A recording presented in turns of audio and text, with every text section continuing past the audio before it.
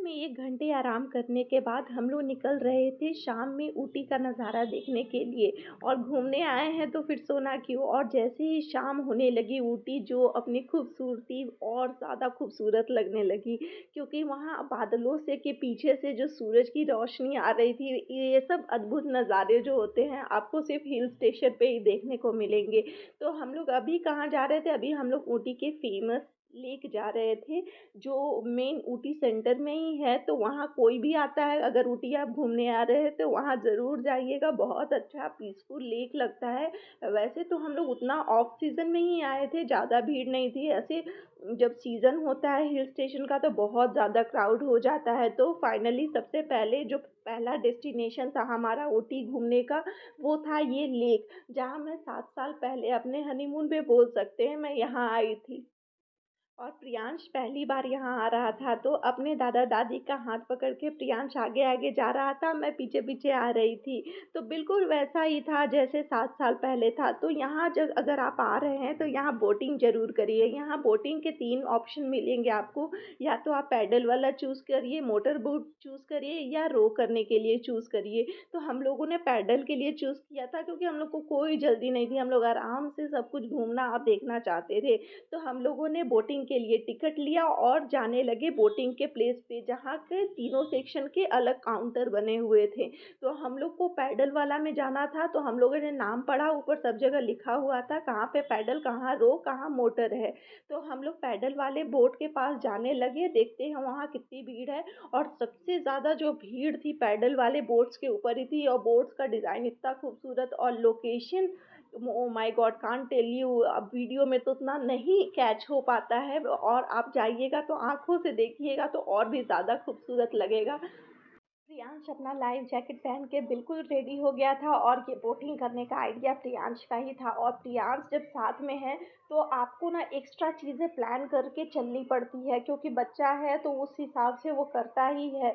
वो नहीं मानता है कि हाँ इस समय अभी दूसरे लोकेशन पे जाएंगे तो कुछ चीज़ करेंगे, उसको जिस पॉइंट पे जो चाहिए होता है वो चाहिए ही होता है। तो यहाँ बोटिंग के लिए हमारा नंबर बस आने ही वाला था, ज़्यादा वेट नहीं करना पड़ा था, बस हम लोग लाइफ जैकेट पहन के रेडी थे और वेट कर रहे थे। और आधे घंटे का टाइम मिला था हमें, अगर आधे घंटे से 1 मिनट भी ज़्यादा हुआ तो फिर हमें आधे घंटे का पैसा पे करने पड़ेगा। तो हम मुझे तो आइडिया नहीं था, मैं तो फर्स्ट टाइम जहाज़ चलाने जा रही थी, तो समझ में नहीं आ रहा था आधे घंटे में मैं पहुँच पाऊँगी कि नहीं, वापस किस तरह से आऊँगी, किस तरह से चलाना है। फाइनली हमारा टर्न आ गया और हमारा बोट भी आ गया। तो ये हमारा ड्रैगन शेप का बोट रेडी था हमें ले चलने के लिए ये लेक पे। तो जल्दी से बैठ जाते हैं, और पहले हम ही दोनों को बैठाया गया, मैं और चाचा जी को बैठाया गया पैडलिंग करने के लिए। तो वो इस तरह से वो लोग सेलेक्ट करते हैं कि जो पैडल कर सकते हैं उनको ही बैठाया जाता है। फाइनली हमारा जो राइड है स्टार्ट हुआ, तो थोड़ा बहुत समझने के बाद मैं उसको अच्छे से हैंडल कर पा रही थी, समझ में आ गया था करना क्या है, किस तरह से इसको ऑपरेट करना है। और इतना शांति, इतना खूबसूरत नज़ारा, इतना ठंडा ठंडा हवा चल रहा था, बहुत ही अपने आप में एक अच्छा एक्सपीरियंस था। पैरों की बैंड बज रही थी, लेकिन ये नज़ारे के सामने सब फीका था। कभी कभी ऐसा लग रहा था कि एक बोट से दूसरा बोट बस टकराने ही वाला है।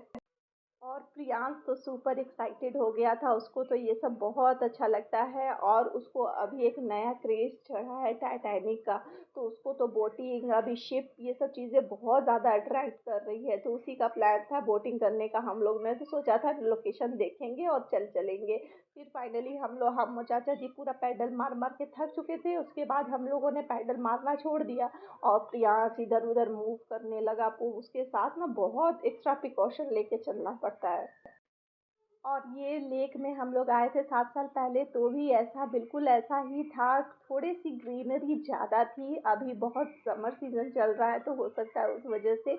और उस समय लंबे-लंबे पेड़ थे, मेरे पास तो इस समय का फ़ोटो भी है। मैं और मेरे हस्बैंड आए थे, वो भी मेरा एक मेमोरियल, एक फर्स्ट टाइम जो होता है ना, आप कभी भी निकलते हो शादी के बाद तो वो जगह बहुत मेमोरियल हो जाती है। तो उसी तरह से है ये ऊटी, क्योंकि मैं शादी के बाद पहली बार ऊटी गई थी घूमने के लिए। तो 7 साल बाद फिर से नया ही लग रहा था, ऐसा नहीं लग रहा था कि मैं फर्स्ट टाइम आ रही हूँ, सेकंड टाइम आ रही हूँ, तो थोड़ा-सा बोरिंग लग रहा है। 7 साल बाद फिर से ये रिफ्रेशिंग ही हो गया था। ठंडी-ठंडी अब सनसेट होने ही वाला था, ठंडी-ठंडी हवाएँ चलनी शुरू हो गई थी और चाची जी के अंदर का बच्चा भी बाहर आ गया था, चाची जी भी बहुत एन्जॉय कर रही थी। साथ-साथ में हमारी जो नज़र थी वो घड़ी पे भी थी ताकि आधे घंटे से ज़्यादा ना हो जाए और इधर प्रियांश के पापा उसको मिस करते हुए हम लोग वेकेशन पे थे और वो ऑफ़िस में थे तो वो मिस कर रहे थे हम लोग को। फाइनली हमारा टाइम जो है कंप्लीट होने वाला था तो हम लोगों ने सोचा कि एकदम अभी बोट को थोड़ी देर के लिए छोड़ देते हैं, 10 मिनट बाकी है, रिलैक्स करते हैं, नज़ारे देखते हैं, कुछ भी पैडल नहीं मारते हैं। फिर फाइनली कंप्लीट होने से 5 मिनट पहले ही हम लोग चले गए, कौन रिस्क लेने जाए, उनकी घड़ी क्या बोलेगी, हमारी घड़ी क्या बोलेगी। फिर हम लोग कुछ-कुछ ऐसे लोकेशन पे जाने लगे, वहीं पे लेक के पास ही जहाँ पे फ़ोटोग्राफ़ी के लिए बहुत अच्छा था। फिर हम लोगों ने फ़ोटोग्राफ़र से फ़ोटोग्राफ्स भी खिंचवाए। और ये सब यादें ही रह जाती है कुछ सालों बाद, तो यहाँ पे फिर हम लोग को रुकना पड़ा प्रियांश की एक और फ़रमाइश को पूरा करने के लिए। तो अच्छा है मैं बच गई, इस समय इसके दादा-दादी है तो इसको सारी फ़रमाइशें पूरी करनी होती है, लेकिन मैं तो रहती हूँ तो मैं इसे खींच के लेके चलती हूँ। अभी इसकी सारी फ़रमाइशें पूरी हो रही थी और वहीं पे पास में छोटे-छोटे स्ट्रीट शॉपिंग के भी ऑप्शन थे, जहाँ आप कर सकते हैं स्ट्रीट शॉपिंग। और बहुत सारे ऑप्शन थे एंटरटेनमेंट के, अगर आप टाइम स्पेंड करना चाहें तो इवनिंग के लिए बेस्ट टाइम पास है। तो चाची जी को करना था यहाँ पे हॉर्स राइड, तो वो जा रही थी, उनका पहला हॉर्स राइड था, उन्होंने पहले कभी नहीं किया है तो उन्होंने बोला कि मुझे हॉर्स राइड करनी है। फिर वो हॉर्स पे बैठ के हॉर्स राइड किया। मेरा तो पहले हो चुका है, माथेरन वाले ब्लॉग में आप देख सकते हैं मैंने हॉर्स राइड किया है। तो अब यहाँ कंप्लीट हो गया था तो उसके बाद फिर हम लोग नेक्स्ट लोकेशन पे चले गए थे जो कि था बोटैनिकल गार्डन। तो ये भी ऊटी का एक बहुत ही अच्छा स्पॉट है घूमने के लिए और इवनिंग टाइम के लिए। तो इवनिंग का जो शाम था हम लोगों ने ऐसी ही जगह सेलेक्ट की थी जो इवनिंग के लिए अच्छी है। जैसे कि गार्डन, पार्क, लेक, ये सब चीज़ें ना शाम में अच्छी लगती है। तो ये वाला गार्डन ओके-ओके था, आप शाम में जाके थोड़ा बैठ सकते थे। जब मैं 7 साल पहले आई थी तो उस समय ना ये बहुत ज़्यादा खूबसूरत लगता था, चारों तरफ से ज़्यादा ग्रीनरी थी। अभी थोड़ा-सा डल हो गया है, पता नहीं सीज़न की वजह से या क्या, लेकिन उसके सेंटर में एक ग्लास हाउस भी था जहाँ पे बहुत खूबसूरत से प्लांट्स लगे हुए थे। ठीक-ठाक सा था क्योंकि अभी मैं बोल रही हूँ क्योंकि आगे के ब्लॉग में मैं दिखाऊँगी कि और भी कितनी खूबसूरत जगह पे हम लोग गए थे, जिसके देख के हमारी आँखें खुली की खुली रह गई थी। इसीलिए अभी ये वाला जो जगह था हमें थोड़ा फीका लगने लगा था, क्योंकि आगे वाले ब्लॉग में देखेंगे कि और भी खूबसूरत जगह है जहाँ हम लोग जा सकते हैं। तो यहाँ ग्रास का बहुत अलग-अलग तरह के पेड़, अलग-अलग तरह के ग्रास से चीज़ें बनाई हुई थी, तो बहुत अच्छा लग रहा था। चाची जी भी यहाँ बहुत खुश हो रही थी, वॉक करके बहुत मज़ा आ रहा था उन्हें भी। तो हम लोग चल-चल के ऐसे तो पैर की बैंड बज जाती है, कहीं भी आप हिल स्टेशन जाएँ तो चलते-चलते आपके पैर की बैंड बज जाएगी। तो ये सब सोचना नहीं है, अगर घूमने निकले हैं तो बस घूमना ही है।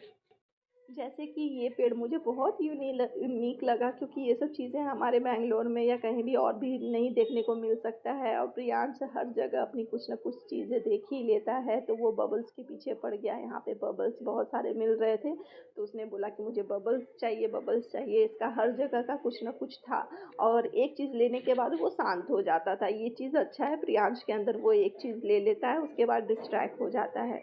और बोटेनिकल गार्डन के बाहर ही बहुत सारे शॉप्स हैं छोटे-छोटे, जहाँ पे आप स्ट्रीट शॉपिंग कर सकते हैं। हम लोग को तो कुछ करना नहीं था, तो इसीलिए हम लोगों ने ज़्यादा इंटरेस्ट नहीं लिया, थोड़ा-सा वॉक किया और वापस होटल की ओर आ गए। तो आगे का मैं नेक्स्ट ब्लॉग में बताऊँगी कि होटल आने के बाद फिर हम लोगों ने क्या-क्या किया, क्योंकि 2 दिन था हमारे पास और टोटल हम लोग को यूटिलाइज़ करना था ये ऊटी का ट्रिप। तो मिलते हैं नेक्स्ट ब्लॉग में। बाय-बाय।